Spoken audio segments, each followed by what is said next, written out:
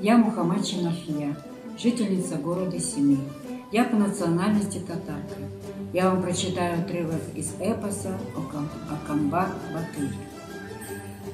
Қалмақты қырып жойды, қанын шашып, дұшпанды менсінген қойды басып, ауылына Әзімбайдың келді қайтып, мысалы дариядай көңілі тасып. Демалып ақ ордада отырып еді, үстіне назым кірді амандасып. Камбарға назым айты, жаным құрбан, көзіме көрінбейді сіздей бір жан. Шығар деп арыстаным, ойлап едім, майданның ортасында жауды қырған. Туғызып сіздей сұлтан мұғайлыдан, Құдайдан айналайын батыр қылған. Отырды сонда Камбар бек шаттанып, ашықлық жүрегінде оттай жанып. Назымның Құдай жайттан жеңгелері, көтеріп бір дастархан келді алып. Неше жыл Назым жүрді жылай-жылай, Қамбардың күйгенінен кешіп ылай. Адамды көңілдегі болып дұшар, жеткізді мұратына патша Құдай.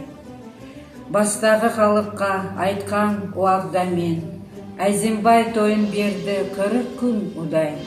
Қамбарды Әзімбайдың көңілі сүйді, қатарлап қазынаның бәрін жейді. Күмістен керегесі уағы алтын, онаша 8 қанат түкті үйді. Кедейдің жалғыз атты заманы деп, дұшпанның даладағы іші күйді.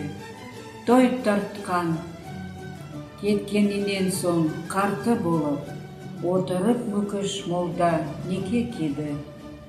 Назымдың жеңгелері отауға сап, қолына ер Қамбардың малы тиді.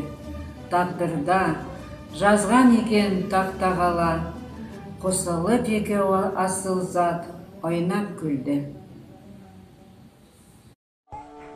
Сәлеметсіздер. Менің атым Педос Виктор. Мен орыспын. Мен қазір сіздерге Алпамыс Батыр дастанның бір парағын оқып берем. Қабырға кетті сөгіліп, сол уақытта Алпамыс шұбар атын тыныстап, тұр еді келіп кідіріп. Туған айдай жылтырап, көзінде қалды көрініп.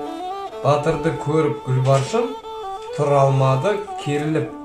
Неше алуан киініп, қасы көзі қиылып, Алпамыстың қасына жетіп келді жүгіріп.